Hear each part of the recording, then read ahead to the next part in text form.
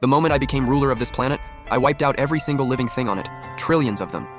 Didn't matter if they were human or animal, male or female, I turned them all into skeleton soldiers, because that was the only way to crush the planet's will and take full control. 100 years ago, humanity entered the age of the Star Lords. Once you turned 18, you could claim any planet and become its ruler. Over time, planets developed their own will, and the only way to truly own one is to break that will.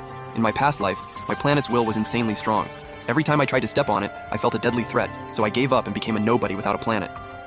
Meanwhile, my girlfriend rose up as a top-tier Star Lord, and the other male lords who were after her secretly had me eliminated. A loser without even a planet dares to love Shu Yao? Remember, dying by my hand is the greatest honor you'll ever get. But he failed to kill me. Instead, I fell through a black hole and woke up right back on the day I turned 18. I thought nothing had changed, until the undead calamity system showed up, and I realized I had a system all along, triggered by death itself. And just like that, I finally had the guts to take on that planet. The moment I landed, I heard the roar of wild beasts. As they closed in, I shut my eyes and put my fate in the system's hands.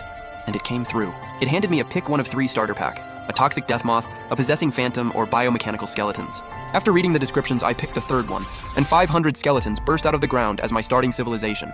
One command, and they swarmed the nearby beasts. Every kill turned into another skeleton. That's exactly why I picked them. Low individual power, but they multiply insanely fast. But I noticed that every kill instantly converted the enemy into a skeleton, which meant 0 food resources, and that was a real problem.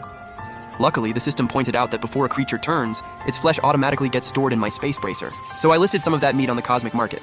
And in just 10 seconds, everything sold out. Made total sense. Early game, most newbies are barely surviving, let alone selling resources. Without thinking twice, I dumped all my cosmic coins into the system and pulled a blue undead loot box. Congrats, host.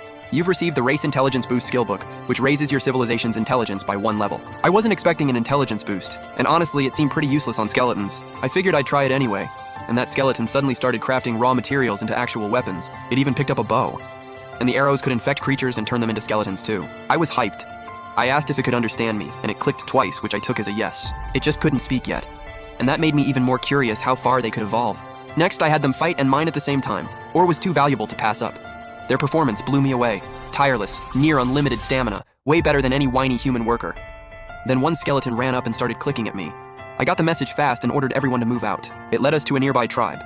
The natives glared at us with pure hostility, and their chief ordered an attack without a word. Fine by me. I sent my skeleton army charging in, and every native they took down became another skeleton. That's when they realized their rocks couldn't do a thing against skeletons, so the chief sent someone to the cave to fetch their sacred weapon. Skeleton number 1 jumped in front of the chief and started clicking. The chief looked confused, so I translated, "He says you're already dead."